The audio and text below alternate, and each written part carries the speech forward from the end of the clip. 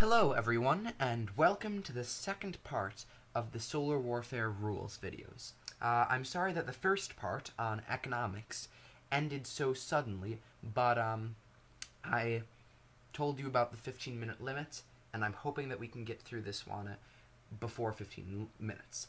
This one is all about warfare, and I'm hoping to explain generals by the end of it. So, warfare. I have switched to a different game to a different part of the same game to explain, because the previous part did not have very many opportunities for warfare. You need to be very, very careful in war, and you don't want to give your enemies a chance to destroy you. However, here we are farther along in a battle, and so there are a lot of options, which I think I can show you. So, let's start with a look at ships and the filters they have. First of all, we have simply the hover filter. These simply show you where your ship can move. The green filter shows where they can move this turn without using their attack action. Ships have two actions, movement and attack, and they can use their attack action as a movement action. So, if I select the ship for movement, let me do that right now, you'll see that I now have a second type of filter, and all of those areas which were blue formerly are now red, indicating that I have to use my attack action. So if I do that, boom, then the blue filter now includes everything, because I can't actually move anymore this turn, but if I was at full speed, I would be able to move to all those places. Similarly, if I go to an enemy ship, this shows a red filter indicating where it can move if it uses its attack. So these filters give a general idea of which parts of the map are controlled. So that's what those filters mean. Now let's talk about these numbers on a ship. We already talked in the last guide about the green number and the brown number for storage. But we also have this black number here. That's speed, not including your attack action. Trade ships don't have an attack action, so they can only move those 3 spaces, but raiders do have an attack action, so they can move 4 spaces total. The red number is the offense, and the blue number is the defense. So when a battle begins, here is how a battle will work. First of all, we will take an AI, which I have created and which is fairly good, so you don't need to worry about it doing stupid things. An AI will assign each ship on each side to attack another ship. Now this will happen over and over again for several rounds until either one side retreats or until one side is destroyed. And as I said, this is all controlled by an AI, which is pretty smart. So the way a single one of these rounds works is, after the AI has matched up each ship to another ship, we are going to sum up the ships that are attacking the attack of the ships which are attacking another ship. So if we take this battle as an example, let's take my ship at Harner, and let's have it attack Kiev. Now here, Heather has a cruiser and a raider. If I attacked right now, both of them would be trying to destroy my cruiser, and the AI would choose to have my ship try to destroy Heather's cruiser. So, Heather's cruiser and her raider together have 5 attack, whereas my guy only has 3 defense, so my guy's toast. But additionally, I have 3 attack, and Heather's cruiser only has 3 defense, so Heather's cruiser dies too, and let me show you this to demonstrate that I'm right. Boom, only the raider remains. Let's undo that. But I can similarly do stupid things and attack this eagle, which would be a suicide mission, as you can see. So, that is the basic attack. Retreating rarely happens, but when it does, it's always intelligent, and your ships move away from the point of battle, whichever ship retreated. So, there are 2 interesting things about battle which can change. The first is missiles. Let me quickly create a missile to demonstrate. So we've got our missile over at Harner. The first thing we can do, what missiles do, is they mean, first of all, that you only participate in one round. A ship fires a missile and then it's out. However, it means that during that round, you cannot be destroyed because you're attacking. Now be warned, this only happens if you are the one who is attacking. So when I attack Kiev, which I'll do in just a second, that missile won't do them one whit of good because they're not attacking. However, if I use this missile to attack from Harner, then it'll give me this advantage of indestructibility for the first half of the battle. So, let's equip this missile. In order to attack, you first need to equip the missile so that the program knows what you're doing. So I equip my missile, and I attack Kiev. Now, what's going to happen is it's still going to target the cruiser, and it's going to destroy it, but because it's indestructible, and because it only participates in the first round, my ship at Harner will not be harmed. And boom, that's what we see. The raider's still there, and my cruiser's still there. But there's another interesting point, and that is general buffs. However, I will explain those later at the end of the guide. So, let's next talk about conquering planets and trade routes. Let's go up here where I have my raider sneaking into Heather's territory. Now, quite simply, whenever you move your ship onto an enemy trade block, that trade block disappears. Boom, gone. It just disappeared. Did you see that? So, you can get rid of trade blocks very, very easily. Similarly, if you ever move one of your ships into a space containing a merchant ship or a trade ship, the green and the brown ships, those ships are immediately destroyed as they have 0 attack and 0 defense. Now, further, if you ever move a ship onto a planet that does not have any buildings, where's a good example of this? Up here. My soldier up here at Phaedril is a good example. So Phaedril is currently controlled by Ben, but it doesn't have any ships on it, so I just... ships or buildings on it, so I just move to Phaedril, and it's mine.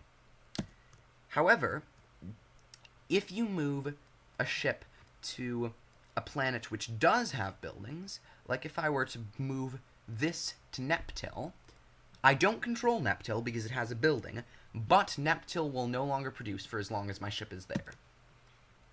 So that's how you get rid of trade ships and how you conquer other planets. However, getting rid of planets with buildings is a little more complicated. First, you need a missile. Missiles aren't only good for winning combat. So let me equip this missile here to my raider, which is the only thing which can strike Neptil, and let's attack. Now what's going to happen here is missiles are used to destroy buildings. So when we attack Neptil, what's going to happen is the building is going to be destroyed by the missile, and we're going to gain control of it. Let me demonstrate that. Boom. Now we have control of Neptil. So that's how destroying buildings and gaining control of things works that way. That's really all missiles do, but it's incredibly vital. So, as it turns out, there is plenty of time to talk about the next thing, generals. Now, generals influence everything. Let's start with ships. What generals do is, first of all, they can move around anywhere on a trade route or in one space. Secondly, they can travel with a ship, like so.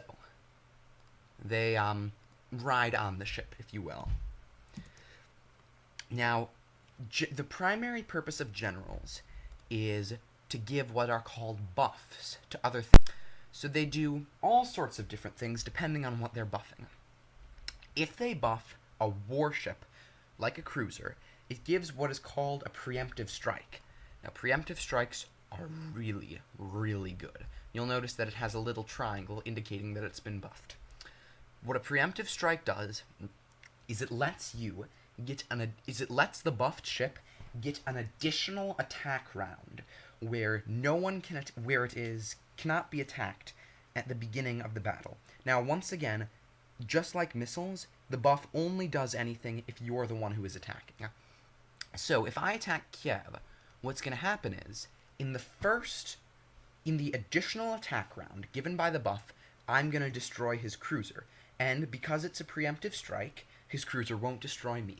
Then his raider will be unable to destroy me because it's not strong enough. So, if I do that, boom, I gain Kiev without losing a single ship. Of course, he's gonna destroy me with this. She is gonna destroy me with this eagle next turn, but you know, whatever. So that's what generals do to warships. Now, here's what generals do to trade ships. They allow the trade ship to produce many trade routes per turn. Allow me to demonstrate that. So usually a trade ship can only add one trade block per turn. But when it's buffed, yes, and now I have to remove a trade block. So you can do it over and over and over again. And a buffed trade ship can be used to just do crazy things in terms of repairing your economy and such. A buffed merchant ship essentially allows it to act like a trade ship. Merchant ships can't actually place trade routes, but when they are buffed, they can. They can produce trade routes. So, yes. And I get my trade route. So, that's what that does. Now, the other thing you can buff are buildings. And when you buff And when you buff a building, what you essentially do is you give it the ability to act a second time. I said in the previous guide that they can only act once. Well, that's not true anymore. Let's say I buff... Let's first of all demonstrate what happens when you buff a factory. Buff my misfinery, click produce, and I get another fuel. Yay. Let's say I produce a missile. I move my general over to buff the missile, and I produce another missile. So that's what happens when you buff factories. Similarly, buffing a space station allows you to produce a second ship if you have the resources. Now, trade centers, when buffed, are a little bit different. What they do is they allow you to trade many times as you want. Now, this can be devastating. Use this to just get exactly what you want very, very quickly. You can also use it to lose a lot of resources poorly on getting useless stuff, but it can be really, really useful. As a matter of fact, every single buff can be really, really useful if used properly. It allows you to do crazy things, and it can be the difference between winning or losing. So I think with that I've gone through most of the rules, but I would like to show one additional thing. These red, blue, and black lines. Basically, these don't actually do anything. They are simply a visual aid showing who owns what. Red areas indicate that they are contested.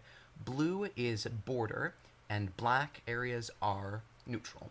So if we scroll out, we get a very nice picture of who, it's a little too much out, of who controls what. The Legions of Progress, my team, controls all this, Heather's team controls all this, and Ben's team controls all this, with my raiders causing havoc up here. So, thank you very much for watching this guide, and if you're interested in how I play, then I will make a strategy guide shortly so that you can have a better idea about how to play this game. Thanks, and good luck in the real game.